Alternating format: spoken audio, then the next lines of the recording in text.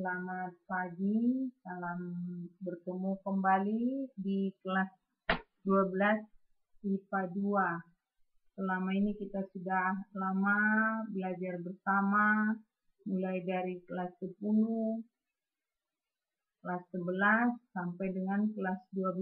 Berarti ibu yang mengajar kalian sampai kalian nanti lulus. Jadi sejarah 3 tahun kita bersama. Ibu juga tidak sangka kalau kita akan bertemu kembali di kelas 12. Jadi anak-anak sudah paham bagaimana dengan cara ibu mengajar, bagaimana dengan cara ibu menilai. Kalian sudah paham dan semoga di kelas 12 ini semakin semangat lagi. Semakin baik nanti nilainya, karena kalau sudah dipahami gurunya ya selama 2 tahun, berarti di kelas 12 ini atau di kelas 3 ini anak-anak akan lebih baik lagi nilainya dari hari atau dari di kelas 11. Ya, ibu harap seperti itu. Jangan bosan, kok ibu ini lagi ya. Ibu harapkan kalian lebih semangat lagi, karena ibu akan motivasi kalian dengan pengalaman ibu di kelas 11. Sudah tahu ibu siapa yang lebih semangat atau yang kurang semangat ya. Jadi harap kerjasama yang baik, kerjasama antara siswa dan kerjasama kita. Baiklah, kita lanjutkan. Langsung kita ke pembelajaran sifat koligatif larutan. Ya, sifat koligatif larutan itu ya dibagi menjadi 2 sifat koligatif elektrolit dan sifat koligatif larutan non-elektrolit.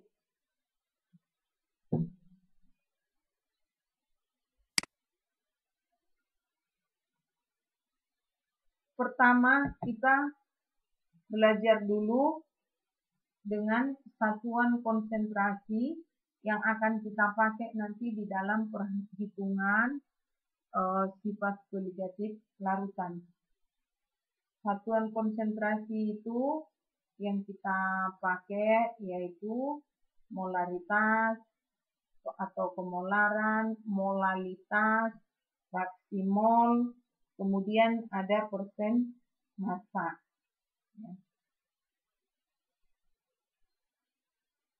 Apa yang dimaksud dengan larutan? Mari kita ingat dulu di kelas 11 kita sudah mengingat ada larutan. Kalau ada larutan berarti ada zat pelarut, ada zat terlarut. Nah, baru kita harus paham berapakah jumlah zat terlarut dalam suatu larutan. Itulah yang disebut dengan konsentrasi larutan. Nah, kemudian kita langsung aja mengingat kembali molaritas. Ya, rumus molaritas yaitu banyaknya mol zat terlarut dalam setiap liter larutan. Ya. Ini M-nya ini molaritas, N mol volume atau volume dalam satuan liter, atau molaritas adalah A ini gram zat terlarut, MR ini massa molekul relatif zat terlarut, kemudian 1000 per volume pelarut. Di sini volume pelarut dalam satuan mililiter. Kemudian nomor 2 molalitas atau kemolalan, yaitu menyatakan jumlah mol atau M zat terlarut dalam setiap 1000 gram pelarut atau dinyatakan dengan rumus seperti ini. M ini huruf kecil molalitas. N di sini mol zat terlarut. P massa pelarut. Jadi antara molaritas dengan molalitas hampir sama rumusnya. Ya. Sama, cuman di sini hurufnya yaitu huruf kecil. Kalau molaritas tadi huruf besar. Ya, ini huruf besar. Dan di sini juga dilambangkan A, sama aja gram zat terlarut. Ini B juga yaitu pelarut. Di sini dalam gram. Kalau tadi dalam satuan, ini dalam satuan mililiter. Berarti di sini larutan. Kalau yang untuk pemolalan ini yaitu dalam satuan gram. Ya. Nomor 3, fraksi mol. Fraksi itu kita tahu adalah bagian. Berarti bagian daripada mol. Fraksi mol menyatakan perbandingan jumlah mol satu komponen larutan dengan jumlah mol total. Yaitu dinyatakan dengan rumus. Ini dilihat X di sini adalah fraksi mol. Fraksi mol terhadap A yaitu mol A dibagi dengan mol total. Mol total itu berarti mol zat A ditambah mol zat B. Ini hanya disimbolkan yaitu fraksi mol B.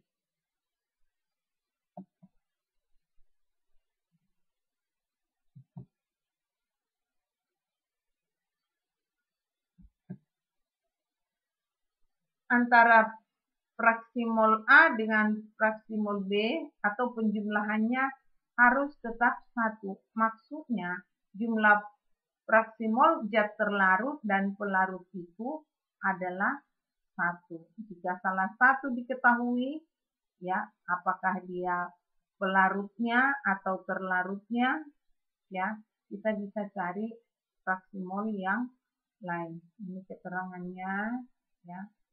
Mol A, mol zat pelarut, mol B, mol zat terlarut. Ini tadi sudah dijelaskan.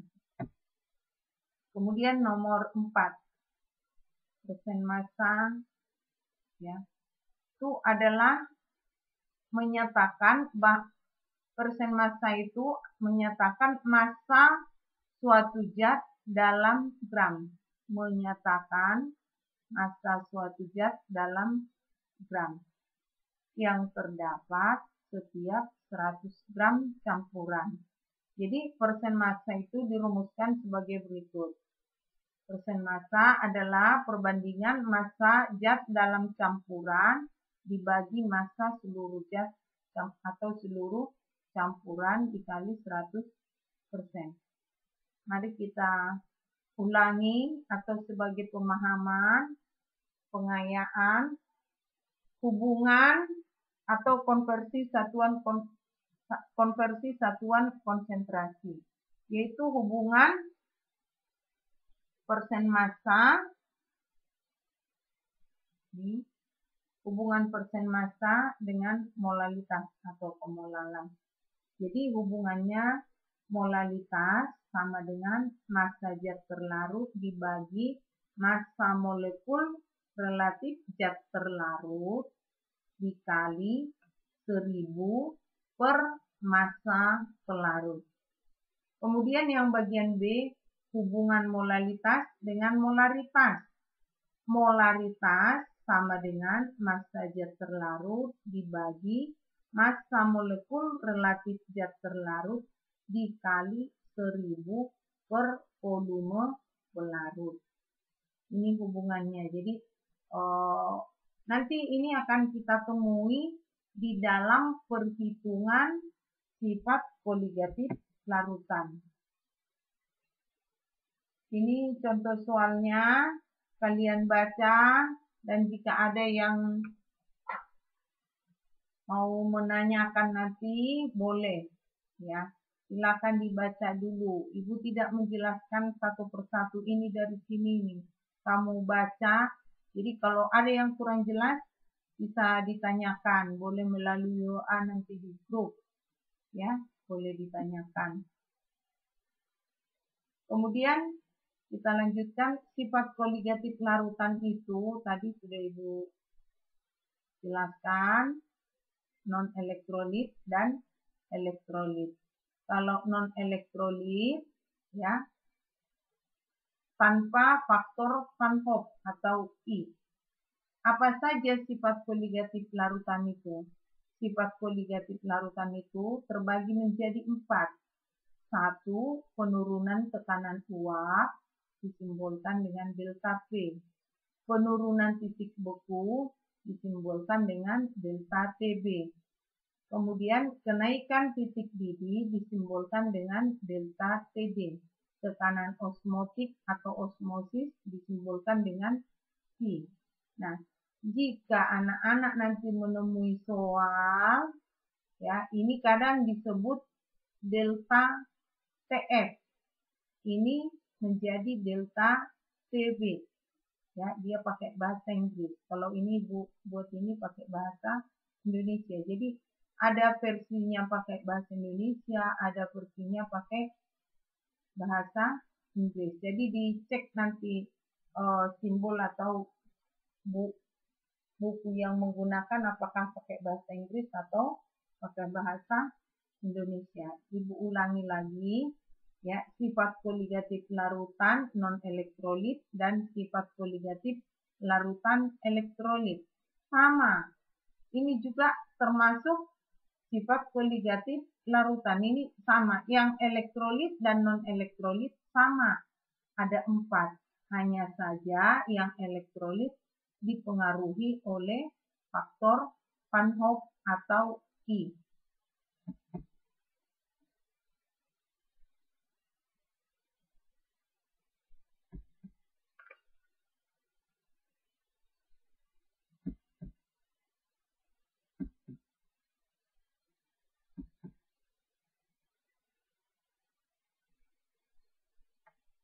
Apa artinya sifat koligatif larutan? Jadi sifat koligatif itu adalah sifat yang tergantung pada jumlah partikel zat terlarut. Diulangi, sifat yang tergantung pada jumlah partikel zat terlarut. Jadi hanya pada jumlahnya atau konsentrasinya. Itu pengertian daripada sifat koligatif. Masuk kita ke sifat koligatif yang pertama, yaitu penurunan tekanan uap yang disimbolkan dengan delta P. Jika zat pelarut dimasukkan dalam tempat yang tertutup, maka pelarut itu akan menguap. Uap itu akan menyebar kemana-mana dan memberi tekanan ke seluruh ruangan. Partikel yang menjadi uap tidak selamanya menjadi uap, tetapi sebagian akan masuk ke dalam cairan lagi. Ketika sudah mencapai kesetimbangan dinamis antara zat cair dan uapnya, maka uap itu menjadi jenuh. Jika uap itu sudah jenuh, maka tekanan itu dinamakan tekanan uap jenuh pelarut murni, disimbolkan dengan P0. Bagaimana pengaruh zat terlarut pada tekanan uap? Pengaruhnya, makin tinggi konsentrasi zat terlarut, maka makin tinggi penurunan tekanan uap. Ya, Ibu ulangi. Pengaruh zat terlarut pada tekanan uap, semakin tinggi konsentrasi zat terlarut, maka makin tinggi penurunan tekanan uap. Di slide ini kamu melihat diagram hubungan antara tekanan dan suhu, ya, atau diagram P tekanan, P suhu pada tekanan uap. Nah, kita sudah mempelajari bahwa wujud zat ada 3, padat, cair, dan gas. Nah, yang berwujud padat ini lingkarannya di sini. Ya. Kemudian yang cair di sini dan yang gas yang di sebelah kanan ini. Nah, kalau ini diagramnya ini pakai bahasa Inggris. Ya. Jadi Ibu jelaskan dulu garis yang ini. Ini yang tidak putus-putus ini. Ini yang menandakan untuk pelarut. Kemudian yang putus-putus ini, yang di bawah ini, ya, ini larutan dengan pelarut air. Oke. Kemudian baru simbol-simbol ini, ya, ini simbolnya ini. Ini TF, TF, ini TB, TB, kemudian delta TF, delta TB. Nah, Ibu jelaskan kalau yang ini tadi, ya, ini pakai bahasa Inggris dia, ya, berarti di sini adalah penurunan titik beku, ya, ini penurunan titik beku, TF atau delta TF. Ini delta TB yaitu kenaikan titik didih. Ini jaraknya. Nah, apa maksudnya nih? Nah, kalau di sini dia TF berarti titik beku larutan. Kalau ini T0 berarti titik beku pelarut. Dan di sini juga T0B berarti ini titik didih pelarut. Kemudian ini TB titik didih larutan. Nah, perlu kita ingatkan kembali untuk anak-anak, titik beku air 0 derajat Celcius, titik didih air 100 derajat Celcius. Jadi, kita hubungkan dulu titik beku. Kalau titik beku air atau ini, ya, T0 di sini 0 derajat Celcius, berarti titik beku larutan yang di sebelah kiri ini berarti kurang dari 0 derajat Celcius. Berarti TF itu bertanda negatif. Diingat, ini kuncinya. Tidak ada di sini Ibu tuliskan, tapi kalian dengarkan penjelasan Ibu. Ya, dalam slide tidak mungkin kita semua tuliskan apa makna dari gambar ini, ya, grafik ini. Jadi diingat, TF ini bertanda negatif, ya, karena lebih kecil daripada 0 derajat Celcius. Kemudian ini titik didih air 100 derajat Celcius. Kemudian di sini TB ini titik didih larutan, dia ke kanan. Berarti dia lebih besar dari 100 derajat Celcius. Jadi anak-anak nanti pahami ini. Yang ke kanan positif atau tambah dari 100. Kalau yang di kiri ini kurang dari 0 derajat Celcius. Jadi ini jaraknya. Ya, kemudian ini ada segitiga ini nanti disebut ripple point, yaitu batas daripada cair maupun gas. Ya. Boleh nanti ditanya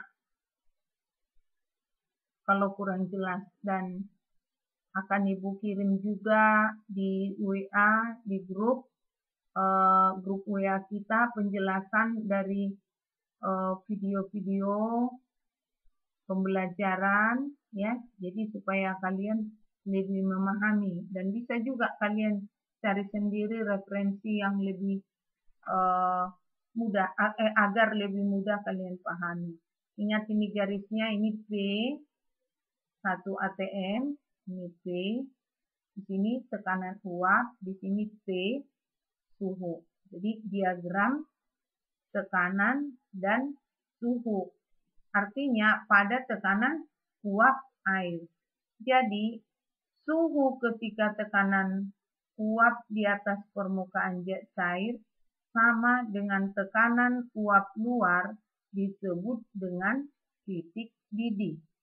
Besarnya kenaikan suhu itulah yang disebut dengan kenaikan titik didih. Jadi ini pakai bahasa Indonesia, delta TD. Kalau yang ini pakai bahasa Inggris.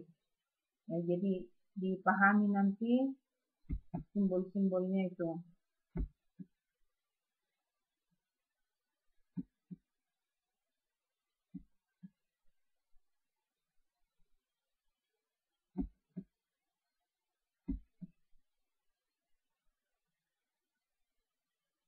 Kita lanjutkan sifat koligatif yang kedua, yaitu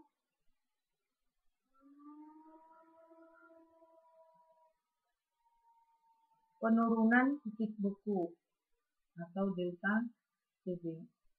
Titik beku adalah suhu pada nilai tekanan tertentu saat terjadi perubahan wujud dari zat cair menjadi zat padat. Ya, contohnya apa? Zat cair menjadi zat padat, mudah aja. Kalau kita memasukkan air ke freezer akan membeku atau menjadi es. Ya, maka suhunya itu akan turun dari 0 derajat Celcius. Ya, jadi bertanda negatif. Kemudian nomor 3. Kenaikan titik didih atau delta TD. Titik didih pada tekanan luar atau 1 atmosfer sama dengan 760 mm Hg atau milimeter air raksa.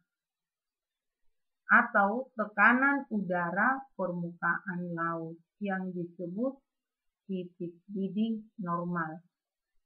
Ya, kamu cari referensi ya. Nanti bagaimana mana lebih mudah. Ya, ini suatu diskusi buat kamu. Mana lebih mudah air mendidih, ya, di dekat dengan dasar laut, ya, atau dekat pantai atau di pegunungan. Ya, coba cari nanti solusinya. Jadi tidak selalu air itu mendidih 100 derajat Celcius, ya. Tolong nanti di satu apa ini buat kalian pertanyaan. Apa bedanya? Ya. Mungkin ketika di laboratorium selama ini mungkin kita sudah pernah mengukur apakah sampai dengan 100 derajat Celcius. Ya, jadi jangan nanti hanya menerima apa yang Ibu jelaskan ini. Cari narasumber yang lain. Nomor 4, sifat koligatif nomor 4, tekanan osmotik atau P. Tekanan osmotik atau tekanan osmosis adalah tekanan yang diperlukan untuk menghentikan peristiwa osmosis. Makin tinggi konsentrasi larutan, maka makin tinggi pula tekanan osmosis yang diperlukan untuk menghentikan peristiwa osmosis tersebut.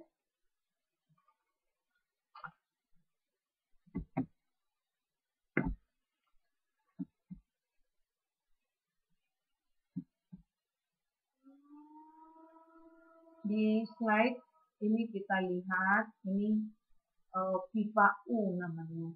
Ya. Ini pipa U.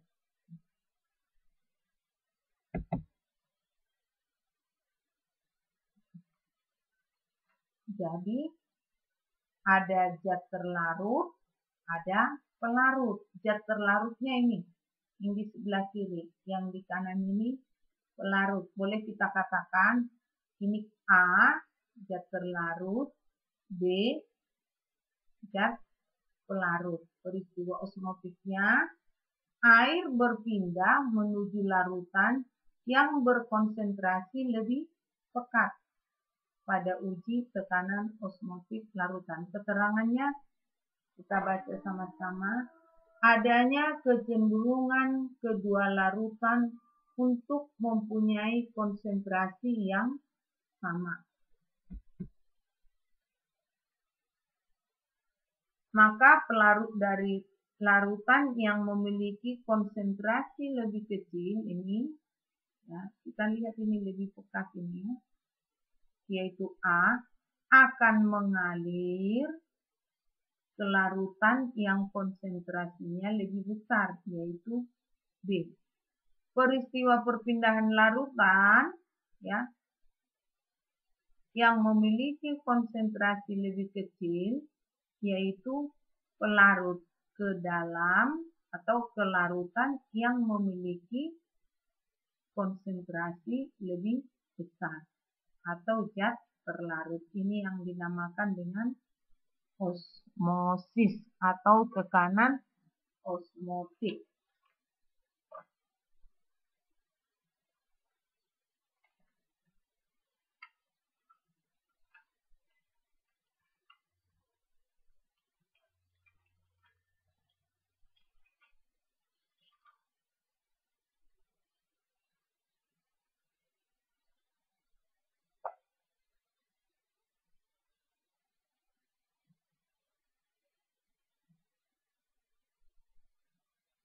Apa yang kita lihat di depan ini ya,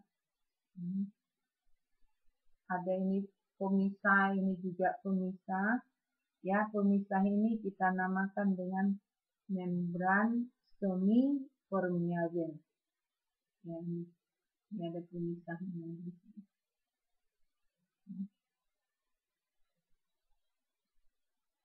Jadi, larutan yang mempunyai tekanan osmotik lebih tinggi dari larutan lain disebut dengan larutan hipertonik. Ya. Ada istilah hipertonik, ada istilah isotonik. Ya. Kalau isotonik berarti sama, mungkin anak-anak sudah paham pengertiannya. Isotonik, terus ada dinamakan larutan hipotonik. Jadi hipotonik artinya apa? Larutan yang mempunyai tekanan osmotik lebih rendah dari larutan lain. Itu yang dinamakan larutan hipotonik.